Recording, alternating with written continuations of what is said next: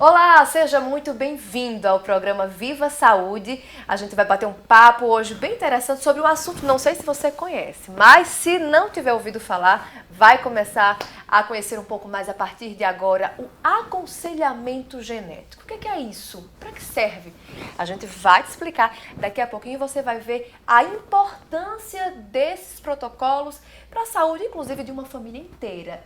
Então, para nos ajudar a compreender um pouco desse assunto, nós vamos conversar com a médica geneticista que está aqui conosco, Paula Fracinetti. Doutora, muito obrigada pela sua presença aqui no programa Viva Saúde e por já, de antemão, já agradeço por ajudar a gente a esclarecer essas dúvidas sobre um assunto que é tão importante, que é o aconselhamento genético. O que é o aconselhamento genético? Explica pra gente. Obrigada pelo convite. Falar de um tema que é relativamente raro é muito importante para conhecimento geral.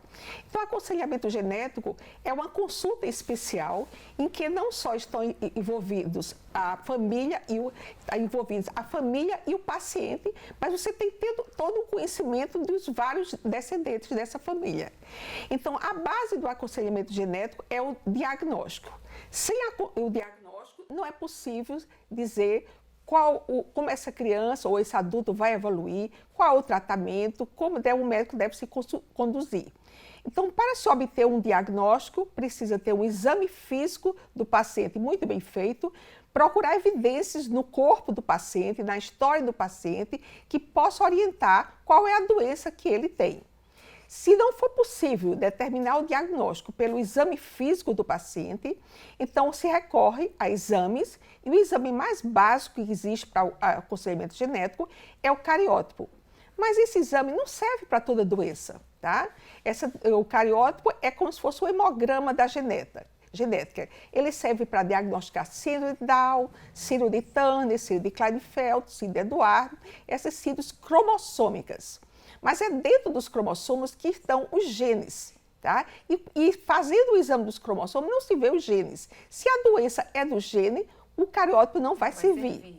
Então, quando não se consegue dar o diagnóstico pela clínica ou pelo cariótipo, ou logo de antemão pelo exame físico, se sabe que o cariótipo não é o exame mais indicado, então pula-se etapas, passa-se para um exame mais complexo, e porque o cariótipo ele não detecta microdeleções.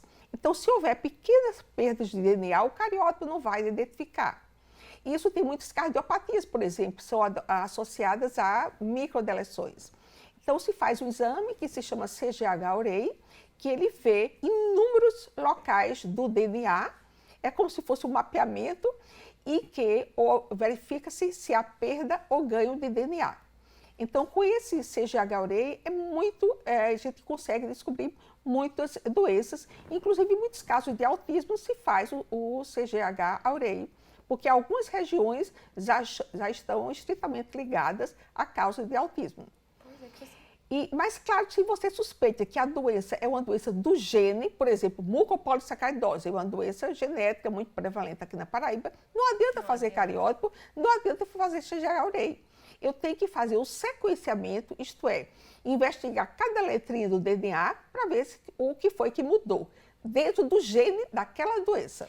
Doutora, então a gente poderia dizer se existe algum tipo de público-alvo, digamos, vamos falar então de início de família, um casal pretende se casar e aí querem procriar, querem ter filhos, a gente sabe que as doenças genéticas, né, a gente sabe que na gestação está bastante suscetível às doenças genéticas, né, qualquer gestação está suscetível a doenças genéticas, a mutações, enfim.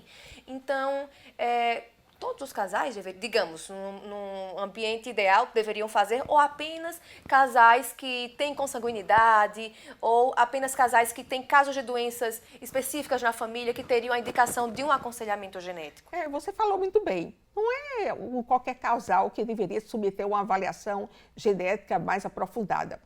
É um casal que é consanguíneo, tá? Então, isso é muito forte aqui na Paraíba. Muita consanguinidade aqui na Paraíba.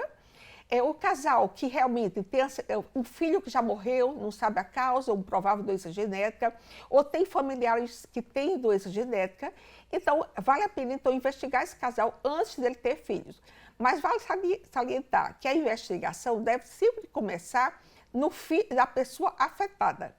Então, se puder trazer aquele familiar para fazer o exame genético, era o ideal. Entendi. Então, não só o casal, mas a pessoa que tiver...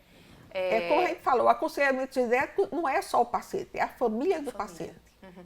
E a partir do momento que, já falando em uma outra situação, numa situação em que, digamos, a senhora, enquanto médica, diagnostica algum problema no indivíduo, a senhora também tem que chamar o restante da família para deixar ciente que se um tem, outros indivíduos podem ter também?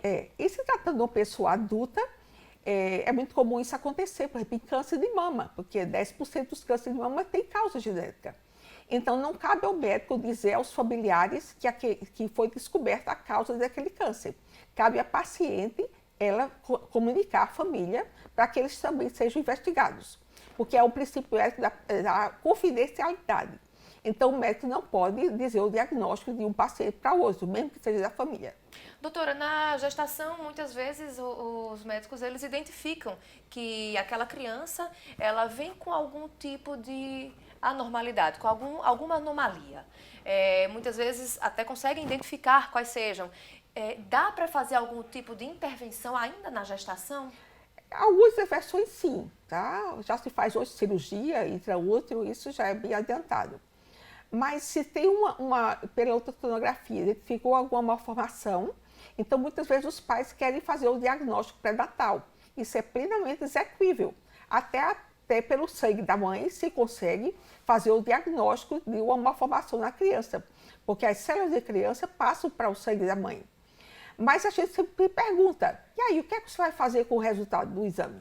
Se você diagnosticar que tem uma síndrome. Então, aqui no Brasil, não é permitido o aborto, mesmo que os pais se permitam fazer o aborto. Então, a gente sempre pergunta qual é a finalidade, que os pais pensem um pouco antes de fazer o exame genético. Entendi. É como se ainda na gestação nem sempre há muito o que se fazer. Muitas vezes realmente é preciso esperar que a criança... Isso mesmo, tem toda razão. Nasça. É isso. Doutora, outro ponto importante, o teste do pezinho pode também fazer a diferença na vida dessas crianças também, na vida das crianças? É imprescindível que seja feito o teste do pezinho. Mas não é só fazer, mas que o resultado chegue no primeiro mês de vida. Porque as doenças que causam retardo mental, elas são preveníveis, duas delas principalmente, quando se faz o teste do pezinho.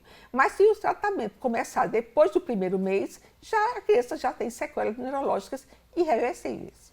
A senhora falou, a gente estava conversando um pouco antes de começar o programa, a senhora falou que, inclusive, a fenilcetonúria que pode... Sim, fenilcetonúria e hipotireoidismo congênito. E assim, se não tratado desde o início, os danos são absurdos. Então, em 30 dias, naquela janelinha pequena, pode causar uma diferença que vai impactar a vida daquela criança, da família, pelo resto da vida. Pelo resto da vida.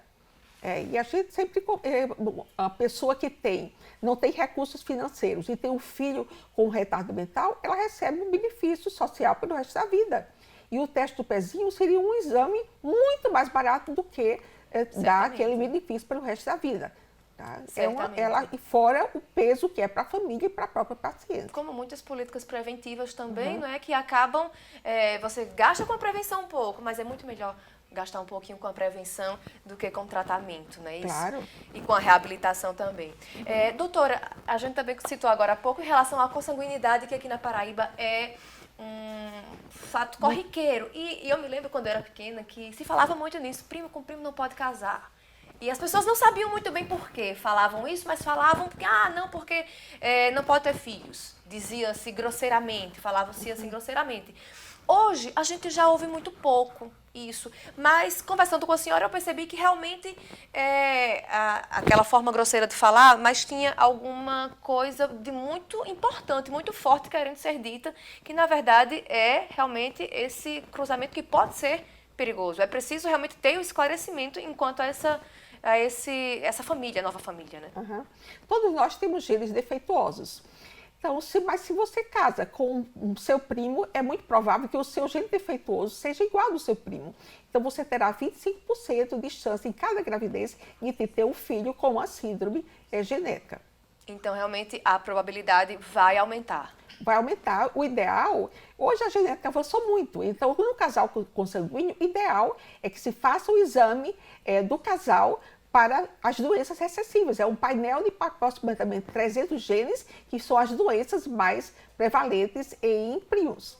Hoje, as gestações assistidas, a inseminação artificial, dessa forma, elas podem evitar com que esses casais tenham filhos com as doenças que eles têm? Sim, isso já é até, de certa forma, meio corriqueiro, se bem que só acessível para quem tem recursos financeiros.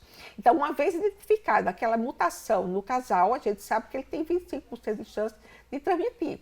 Então, o feto é fecundado fora do útero, é verificado se ele tem aquela mutação e implantado no útero apenas o embrião, que não herdou aquela mutação.